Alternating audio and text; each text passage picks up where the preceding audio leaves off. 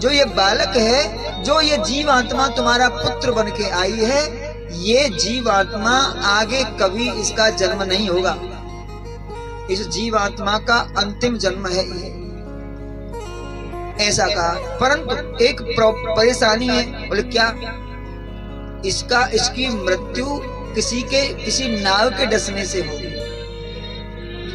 युधिष्ठिर बोले महाराज, नाग डसले और नाग के डसने से जिसकी मृत्यु होती है उसका तो उद्धार ही नहीं होता, चाहे कितना ही धर्मात्मा हो। और आप कह रहे हैं कि इसका उद्धार होगा।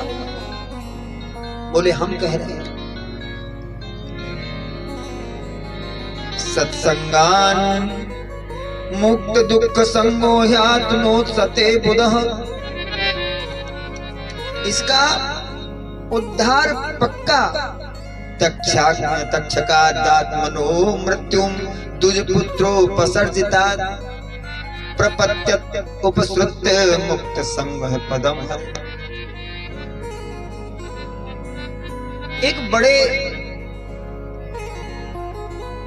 विद्वान थे, आचार्य हैं, भूत भविष्य वर्तमान काल को जानने वाले। उन्होंने कहा कि देखो, इनको किसी ऋषि का श्राप लगेगा, ऋषि के श्राप बस इनको नाग डसेगा, उस नाग के डसने से मृत्यु तो निश्चित होगी। परंतु साक्षात सुखदेव जी के द्वारा, अभी सुखदेव जी का जन्म नहीं हुआ, सुखदेव जी का जन्म नहीं हुआ, परीक्षित का जन्म हुआ। और वो कह रहे हैं कि वेद व्यास जी का एक पुत्र होगा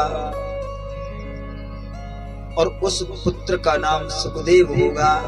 उस सुखदेव के द्वारा कथा ये बालक सुनेगा और कथा सुन के ये मुक्त हो जाएगा, क्योंकि नाग डसेगा। देखो,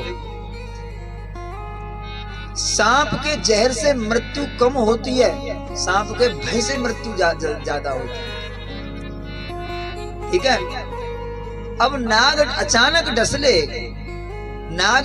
डस ले और उसको पता चल जाए नाग डस गया मुझे, तो वो भगवान के नाम को भूल जाएगा। बस उसको या बोले हम में मरा है, वो घबरा जाएगा, भगवान के नाम को भूल जाएगा।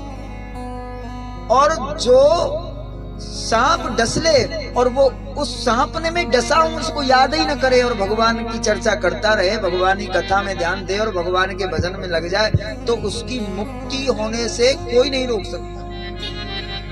तो संयोग ऐसा बना कि परीक्षित को पहले ही पता चलेगा कि नाग डसेगा, और उसने जान लिया कि डसेगा तो डसेगा, पक्का डसेगा। इसलिए अब डसने का उपाय तो करना ही नहीं, उसे बचने का उपाय नहीं करना है, अब तो उपाय करना है अपने कल्याण। ये समझदार लोगों की बात है।